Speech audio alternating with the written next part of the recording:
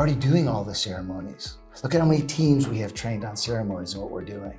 And recently went into one client in the insurance industry. And the president of the company said, we've been doing all these things. We've been on this agile journey for a long time.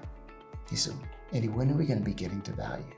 And it wasn't us who was leading it. So it's not about who's leading it. It's about the challenge was the focus was on they were doing things right. But were they really focused on what needed to be done to get to value? And that's where they drifted off. Interesting. So here's another question for you. How do companies know if they're on the right track? The key to being on the right track is to be aligned around what value, what impact are we looking to create?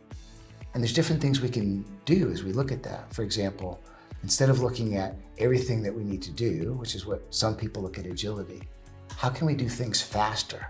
I want to go faster. It's not about going faster. It's about getting to value sooner, which means how can we find what all the things that need to be done? What are the most important things? Let's do those first. And can we really get to value, not just the fact that we're following some specific set of practices that do help, but what's the purpose for that? It's for the value that gets created. So here's the big question. Where do you see Agile heading in the future? The future of agility is going to be, how do we bring together the entire organization?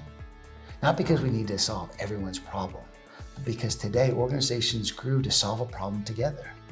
And then somewhere along the way, we started carving it up into different disciplines, which makes sense in how can we manage people, how can we bring in our talent, how can we focus on that.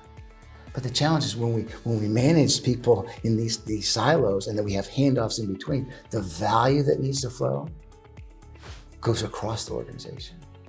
So now as we move forward in agility, it's looking more towards how do we focus on how does value move through the system and how do we get the value to move faster, rather than how can we manage people for the practices that we think they need to be doing. Really interesting. So as we wrap up here, any final thoughts on the future of business agility or in general? A lot of thoughts, but just to pull out a few. And I'll make a comment, it's an analogy. If you're around the lake, people say, well, you need to have a boat because you want to be out in the lake. Right? And then people say, well, boats are really expensive, right? You got to keep them up. And then so someone said one time, well, you don't really need a boat. You just need a friend who has a boat, right? Who's keeping it up. Mm-hmm. And so what's happening in agility is there's a way you could have a friend somewhere, whether it's inside your company or wherever it is, that's keeping up with what's happening in agility. Because there's some great things that are happening. There's new research, there's thought leadership, not to change what's been done in the past, but how to be better at an entire organization, to sense those opportunities and then be able to capitalize on them as we go forward in the future. Wonderful. Thank you so much for your time, Andy. Really appreciate it.